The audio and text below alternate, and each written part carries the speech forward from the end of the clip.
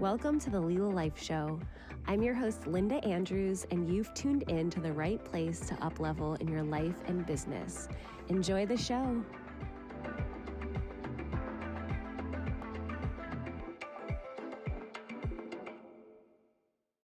Welcome to the Leela Life Show. I'm your host, Linda Andrews, and I am pumped for our episode today. I want to unpack some different money pieces that if you've gone through the Life Expanded program and you have especially paid attention to Wealth Expanded, these concepts may be familiar for you. And if not, you're going to get a little overview today. But I want to first preface this for why are we talking about money? So a long time ago, specifically about 4 years ago, I was finishing out a 7-year career on Wall Street.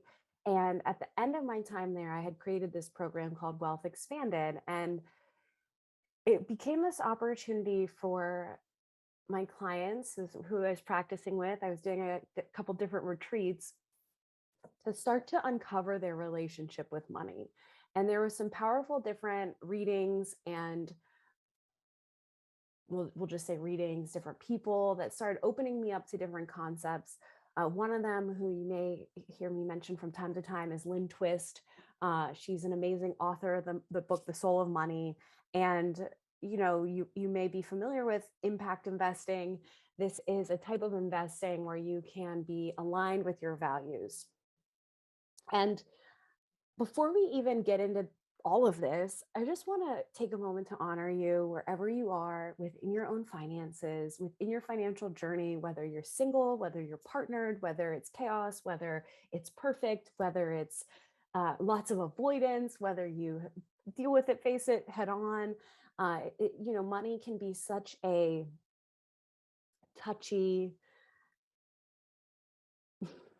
multi-layered conversation. And I've experienced say ultimate abundance flow and very, very, very tight times with a lot of debt. And I noticed some different themes and some different patterns that come up to the surface when we have these different conversations around money. So a great starting point, and this is a process I take you through in Wealth Expanded. This all lives free within the Leela Life Collective right now. So you're a member of the Leela Life Collective, but you get access to these different programs. And to start out, it's really looking at the different words that is in your own vocabulary around money and taking a look at what they mean to you. You can define them, you can redefine them, and we're also looking for what resistance shows up. So let's say I say the word wealth and you're immediately triggered, or even the word money, or work, or income, or billionaire, or millionaire, or poverty. We're looking at these different words and seeing what shows up for you. Are there past memories that are associated? Are there challenges? Are there stories that you're still dragging along? And by defining and redefining these words is an opportunity for you to, what I would say, anchor in and establish this relationship. And there's an opportunity in here to make it work for you, make these definitions work for you. And this will start to transmute, alchemize your relationship with it. All right. Beyond that is we're going to get to the action part in a moment, but in the stickiness, in whatever is resistance, we're looking for these threads of stories, traumas, forgiveness opportunities. Maybe it's specific relationships with different people.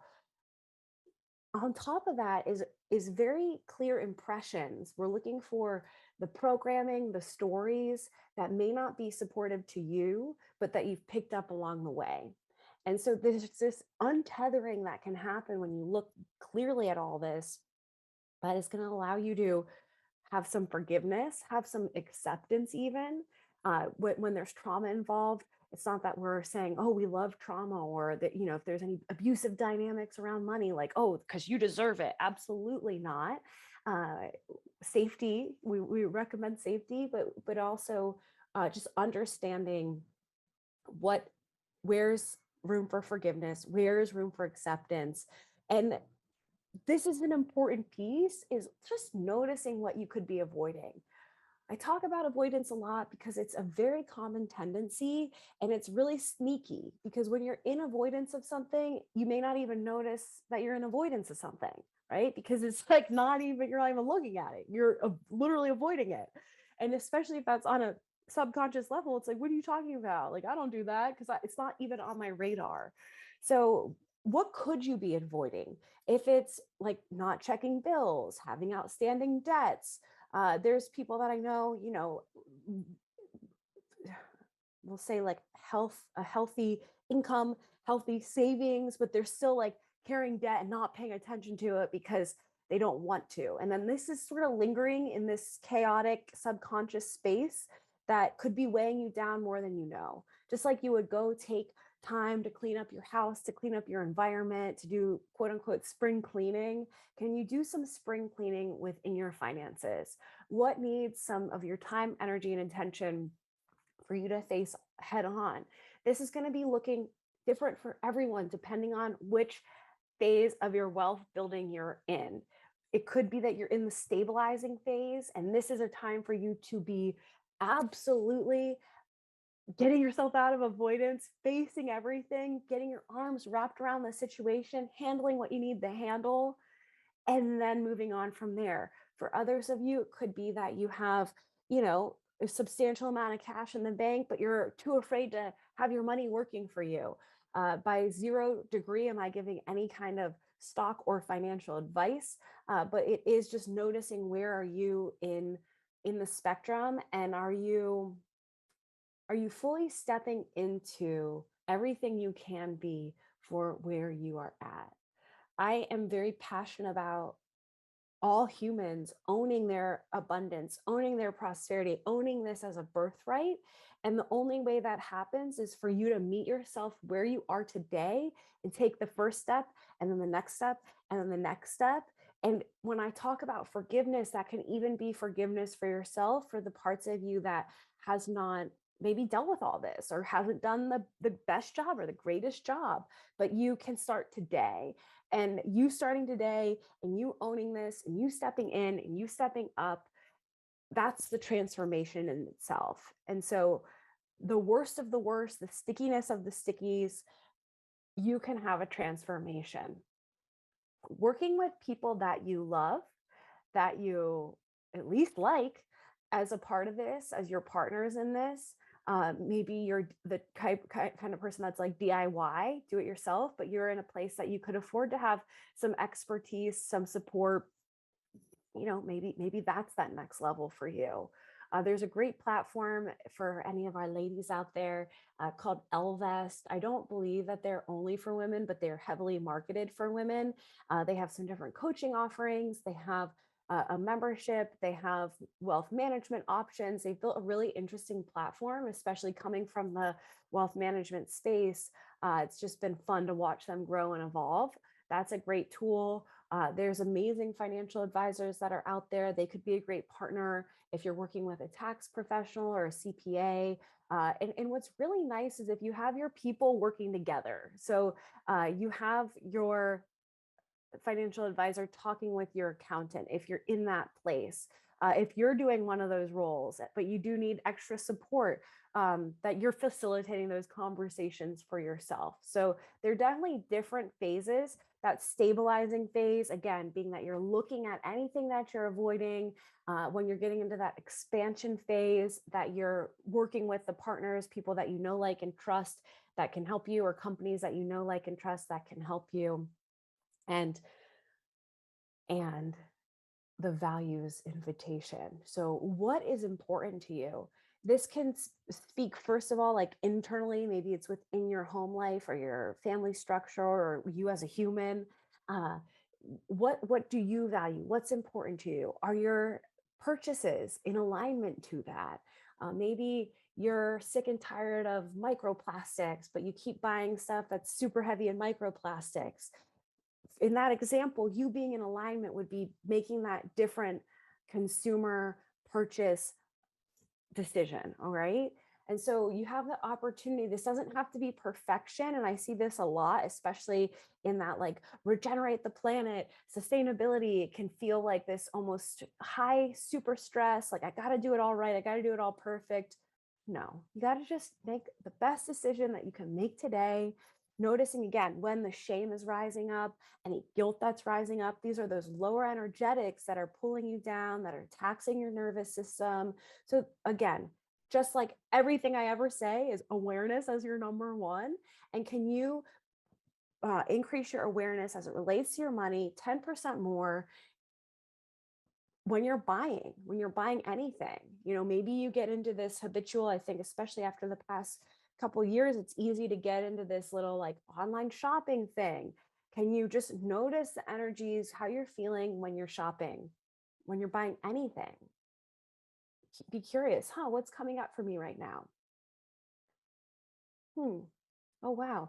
I'm feeling a thrill. I'm having a lot of anxiety. I'm over leveraged. I'm spending compulsively. Whatever. It's just noticing, and then getting curious, why am I doing that? Why do I always do that thing? What you'll start to notice is there's a lot of distractions. And so the values that you hold within yourself and the values that you want to experience in your day to day, maybe it's that you love soil and you want to support your local farm. And so you are buying from the CSA instead of some of the different options. Community supported agriculture, for those of you that may not know what a CSA is. And this concept of voting with your dollar, I still have mixed feelings about it. It feels a little cliche. Voting even with your pennies, voting with your bitcoins, vote with whatever. Um, but I do think there's an energetic, and all the studies that I've done around money, prosperity, it's like there is an energy to it. And so hate it, love it, but it holds a frequency, it holds an energetic. And if you can start to just notice what that is for you, and probably the most important part of this little episode and the biggest question for you to contemplate is, how do you want to feel? We have past evidence showing us our present, but we have our present energetics that can show us our future. So when you make a decision and commit to, I want to feel prosperity. I want to trust in abundance. I want to make precise decisions with my money. I want to have freedom and flexibility in my purchasing decisions. I want to feel stable and supported. I want to, I'm spitballing here, but um, the defining what that is for you and anchoring into whatever that is for you. There's a couple ways you can do that. One of them is the daily practice, which I'm hyped on. Daily practice, always coming back to the daily practice, pulling these energies and committing to that as you're doing that daily practice. And then the other is for you to be able to just really have people in your life, whether you actually know them or not, that embody this, that show some of these energies that you desire to experience in your relationship with money, that you're seeing different people, can be even aspects of it. Lacey Phillips, a coach and teacher I love, she talks about this as the fragmented pieces. So if you can look at what are these fragments, like does Mary, she's amazing with money but she's stressed all the time. Well, let's cultivate the piece of Mary that's uh amazing with money within yourself, and like take out the part where she's stressed all the time. Because I don't want you to be like Mary, where you have the money and you're stressed all the time. I want you to be like you, where you can have the money and you feel stable, secure, steady. I don't want to say stress free, but maybe managing stress optimally uh, as often as you can. So would love to know any key takeaways, commitments that you have with yourself around your relationship with money, how you would like to maybe transform it. Are there any pieces that are resistance filled? And also really noticing when the fear tape is on. I think money and relationships are the two ways we most commonly see the fear tape loud and proud, screaming. And so noticing, where are you in fear with money? What parts of you get debilitated around money that prevent you from being able to really step in and up to the way you'd like to be with it? So blessings to you, multitudes of prosperity to you. Drop in the comments or in the reviews any key takeaways that you have. I would love to hear. Blessings to you all. Have a great day. Thank you so much for tuning in. I hope you enjoyed today's episode of the Leela Life Show. Be sure to share, like, and comment. Tune in next week. And if you're not already a member of the Leela Life Collective, you'll want to be. So take a look in the show notes and be sure you sign up today. Have a beautiful day.